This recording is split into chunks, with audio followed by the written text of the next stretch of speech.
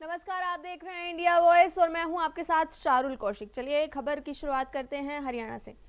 पंचकुला में संविधान निर्माता डॉक्टर भीमराव अंबेडकर की जयंती के अवसर पर समता दौड़ का भव्य आयोजन किया गया। इस कार्यक्रम का उद्देश्य सामाजिक समानता और एकता का संदेश देना रहा। मुख्यमंत्री नायब सिंह सैनी ने मैराथन को हरी झंडी दिखाकर रवाना किया और प्रतिभागियों का उत्साह बढ़ाया। उन्होंने अपने पूरे जीवन को समाज के और वर्ग के उत्थान के लिए समर्पित किया है। साथियों, जो सदियों से वंचित और शोषित रहा, हम सब जानते हैं, उन्होंने हमें संविधान ही नहीं दिया बल्कि उन्होंने ऐसी विचारधारा दी है जो समानता, न्याय और बंधुत्व के सिद्धांत को पर साथियों आधारित है। साथियों, आज की यह समता मैराथन उसी विचारधारा को जन जन तक पहुंचाने का एक सशक्त माध्यम है।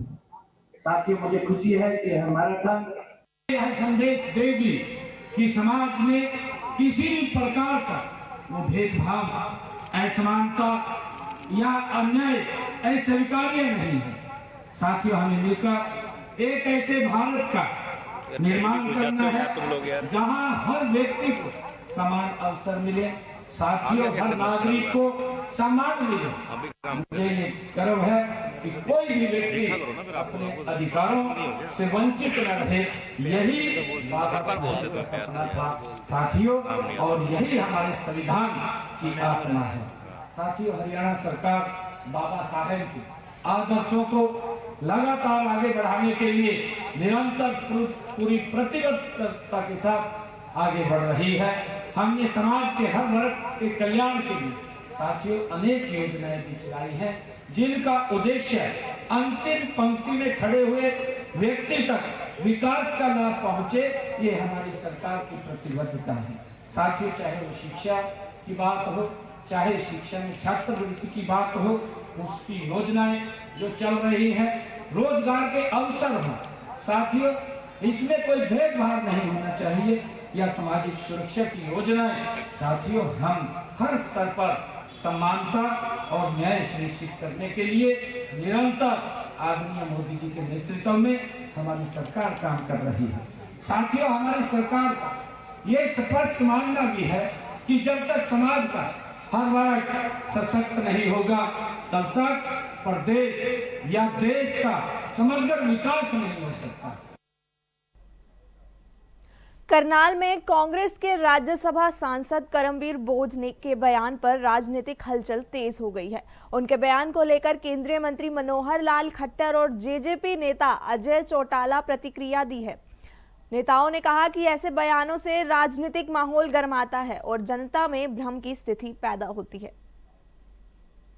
जी का जयंती का दिन और साथ ही बैसाखी का त्योहार, इस अवसर पर सब समाज को, पूरी जनता को बधाई देता हूं, शुभकामना देता हूं, और प्रभु से कामना है कि इस दिन की खुशी के याद में सब लोगों के जीवन में वो सब शिक्षा प्राप्त हो जो बाबा साहब जी ने संविधान के माध्यम से हम सबको दी है, और बैसाखी का भी खुशहाली का त्योहार ये सबके जीवन में खुशियां लाए, उनके जीवन में रंग भरे, ये कामना करते हुए आप सबका बहुत बहुत।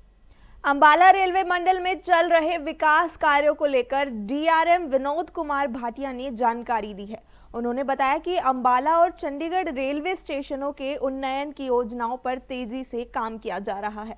इसके साथ ही यात्री सुविधाओं में सुधार और आधुनिक सुविधाओं के विस्तार पर भी जोर दिया जा रहा है।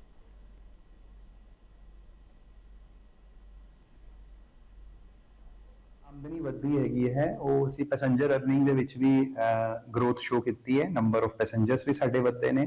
ਉਸ ਤੋਂ ਬਾਅਦ ਅਸੀਂ ਫਰਟੀਲਾਈਜ਼ਰਸ then NMG रेक्स ਜਿਹੜੀ ਆਟੋ ਦੀ ਲੋਡਿੰਗ ਹੈ ਤੇ ਚ ਅਸੀਂ ਗਰੋਥ ਸ਼ੋ ਕੀਤੀ ਹੈ।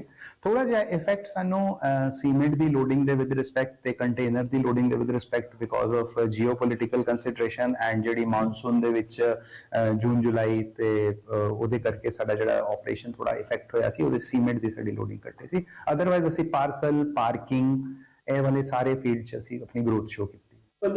ਨਹੀਂ, ਉਸ ਚੀਜ਼ ਦਾ ਮਾਰ ਢੁਲਾਈ ਦੇ ਨਾਲ ਕੋਈ ਇਹੋ ਜਿਹਾ ਇਫੈਕਟ ਨਹੀਂ ਨੋਟਿਸ ਕੀਤਾ ਗਿਆ। ਮੇਨਲੀ ਜਿਹੜੀ ਫੂਡ ਗ੍ਰੇਨ ਦੀ ਸਾਨੂੰ ਆਫਰਿੰਗ ਹੀ ਘੱਟ ਮਿਲੀ ਹੈ। यमुनानगर से कांग्रेस के पूर्व प्रत्याशी रहे रमन त्यागी के कार्यालय में संविधान निर्माता डॉक्टर भीमराव अंबेडकर की जयंती पर एक विशेष समारोह का आयोजन किया गया, जिसमें उपस्थित सभी कार्यकर्ताओं ने डॉक्टर अंबेडकर की प्रतिमा पर फूल माला अर्पण करके उन्हें नमन किया। इस अवसर पर अपने संबोधन में पूर्व प्रत्याशी रहे रमन त्यागी ने कहा कि डॉक्टर अंबेडकर ने समरसता और समानता का अधिकार दिया। उन्होंने जो वोट का अधिकार दिया वह भी सभी वर्गों को दिया।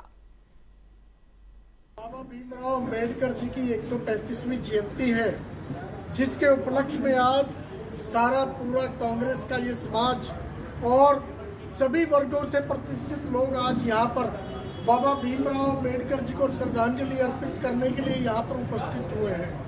और आज हम सब जितने भी लोग यहाँ मौजूद हैं, आज संविधान की शपथ भी लेंगे ताकि हम सब मिलकर संविधान की रक्षा करें।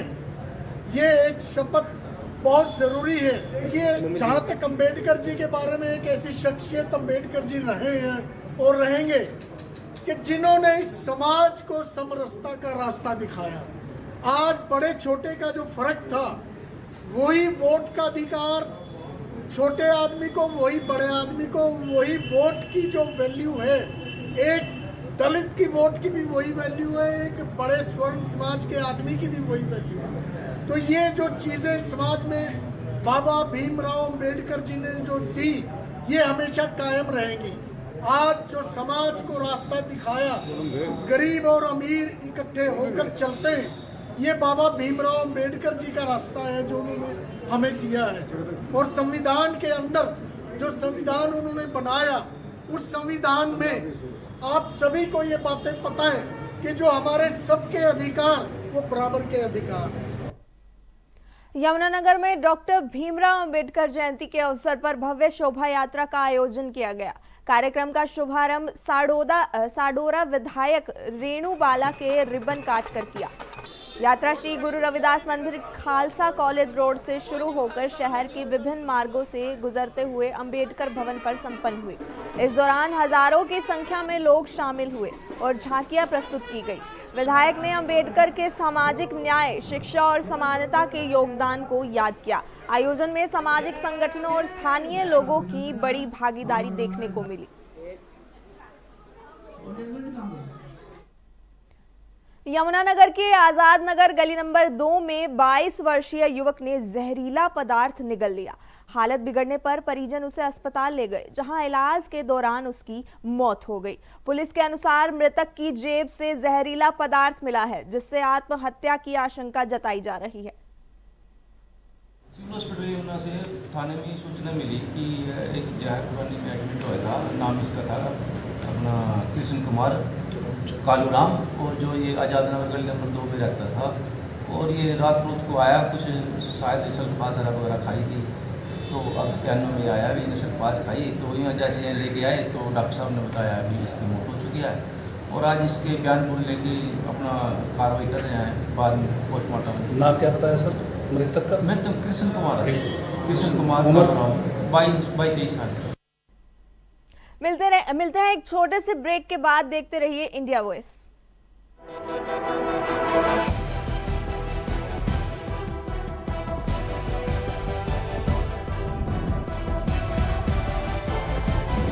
इंडिया वॉइस, आपकी सोच, आपकी आवाज।